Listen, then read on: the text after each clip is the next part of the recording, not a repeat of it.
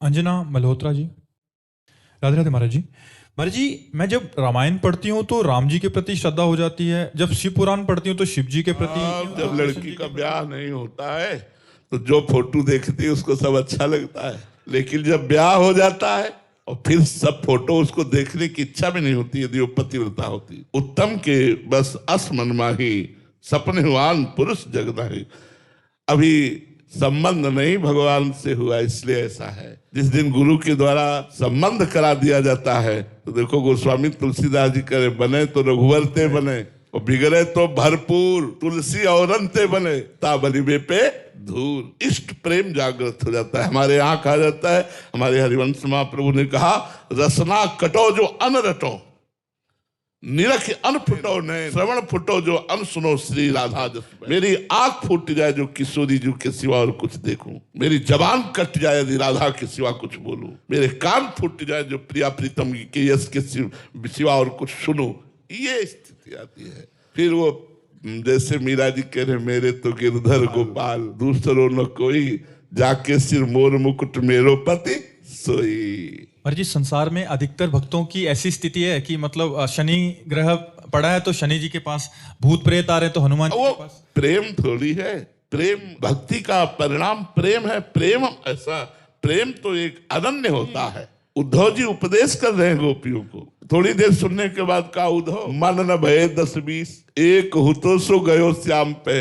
अब को आराधे इसे काय को उपदेश कर रहे, यहाँ सब बेकार है, ना इन रहे हो हेमा ठौर। अब हृदय में जगत नहीं रह गई, नंद नंदन विराज वाले अब जगह नहीं रह गई। इतनी अनन्यता आ जाती है कि एक ब्रज लीला के प्रसंग है, समस्त गोपियों के साथ श्री जी के साथ लालजू है। अब श्री जी से प्रेममयी कुछ बात करनी थी तो आंखों ही आंखों में इशारा हुआ प्रिया प्रीतम का, लालजू का और किशोरी जू का, और लालजू अंतर ध्यान हो गए। ये ब्रज लीला के अंतर्गत की बात, निकुंज लीला की बात नहीं है। और जिस कुंज में श्री जी ने इशारा किया था उसी कुंज में पहुंच गए। अब गोपियां भी ढूंढती हुई संयोग वसात उसी कुंज में पहुंच गई। तो लालजू ने देखा कि हमें तो एकांतिक वार्ता करनी थी श्री जी से और गोपियां आ गई, तो उन्होंने 2 भुजाएं और बढ़ा ली, चतुर्भुज हो गए। गोपियां नजदीक गई, प्रणाम किया, कहा, हे नारायण, हे हरि, आप हम पर कृपा करो और हमारे दुभुज मुरली मनोहर श्री कृष्ण में प्रेम बढ़े और मैं उनसे शीघ्र मिल पाऊं। और प्रणाम करके चल दिए। कोई वहां खड़ी नहीं रही, केवल 2 भुजा बढ़ा लिए तो रति ही नहीं रही, प्रणाम करके आशीर्वाद वगैरह चल दी। ये बात आ जाती है जब अनन्यता आती है, प्रियता आती है, तो ये बात आ जाती है कि वही प्रभु केवल 2 भुजा बढ़ा लिए तो उनको प्रणाम करके आशीष मांग रही कि दुभुज मुरली मनोहर श्री कृष्ण में हमारी प्रीति हो। ऐसा कहते भगवान मुस्कुराए।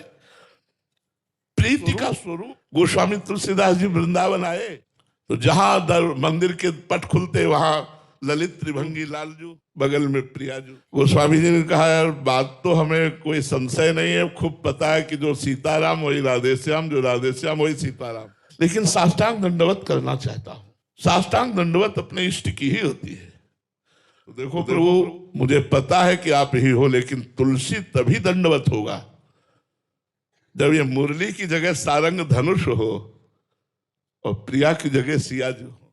तो भगवान तत्काल उसी क्षण रूप परिवर्तन हो गया सिया राम के रूप में। अपने जन के कारणे श्री श्याम भय रघुनाथ से पूरा दोहा आता है। अपने ही प्रभु को जीवन धन सर्वस्व समर्पित करने वाले गोस्वामी तुलसीदास जी ने कहा कि आप सिया राम रूप में, वही प्रभु राधे श्याम है, वही सिया राम है, बिल्कुल अंतर नहीं। लेकिन तुलसी मस्तक जब रुके धनुष बाण हो, ये मुरली हटा दिया और सारंग धनुष धारण करके वही प्रभु से। तो प्रेमी भक्तों की एक अनन्यता होती, उस अनन्यता में रस होता है, उसी रस का रसास्वादन प्रेमी अनन्य। एक होती साधारण भक्त, सबकी पूजा करना, सबका आराधन करना, भले कोई चाह नहीं, लेकिन फिर धीरे धीरे उस पूजन के बाद वो फिर अनन्यता की तरफ उसका जब गुरु कृपा होती तब अनन्यता की।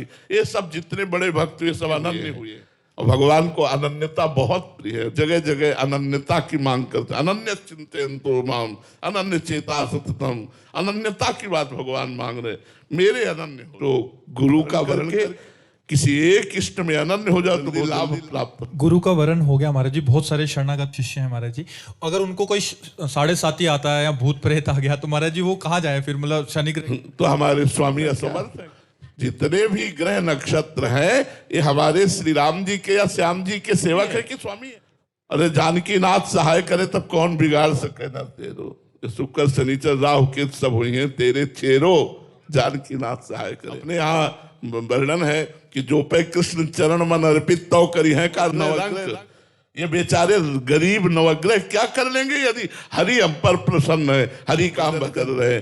राम राम श्याम श्याम कहो धर्म से चलो, और वो साढ़े साथी भी होंगे तो तुम्हारा मंगल होगा, मंगल नहीं हो सकता। सीम की चाप सके को तासु, बड़ रखवार रमापति जासु। भगवान जिसके रक्षक है उसका कोई ग्रह नक्षत्र बिगाड़ नहीं सकता, और भगवान से विमुख हो तो चाहे जितने ग्रह नक्षत्र अनुकूल हो तुम्हारा मंगल नहीं हो सकता। भोग तुम्हें मिल जाएंगे लेकिन तुम दुर्गति को प्राप्त होगे। इसलिए कि निषेध नहीं है, सब भगवान के ही स्वरूप है। जहां लगो अनन्य होके लगो। तो देखो माँ काली पर पूर्ण भाव समर्पित कर दिया रामकृष्ण परमहंस जी ने, तो काली में ही कृष्ण का दर्शन कर रहे हैं, काली में ही राम का दर्शन कर रहे हैं। काली जहां हो वहां एक अनन्य हो जाओ, उनसे प्यार करो, उनकी सेवा करो, उनको चित्त दे दो। तो बात अब आज यहाँ कल वहां परसों वहां, तो फिर वो एक दुकानदारी सी हुई, प्रेम तो हुआ नहीं, भक्ति का स्वरूप तो आया नहीं। ये तो भक्ति का स्वरूप नहीं। गोस्वामी तुलसीदास जी ने विनय पत्रिका में वंदना की है और सबसे क्या मांगा है? सिया राम जी के चरणों का प्रेम मांगा है। सबकी वंदना करो, सबको नमस्कार करो, लेकिन अपने इष्ट से प्रेम करो, अपने इष्ट का प्रेम मांगो। जैसे पतिव्रता पत्नी सास ससुर देवर नंद सबकी सेवा करती है, लेकिन उसका उद्देश्य होता है मेरे पति प्रसन्न हो। ऐसे हम चराचर जगत की सेवा करें और प्रसन्नता अपने इष्ट की माने और सब में अपने इष्ट भाव को देखें।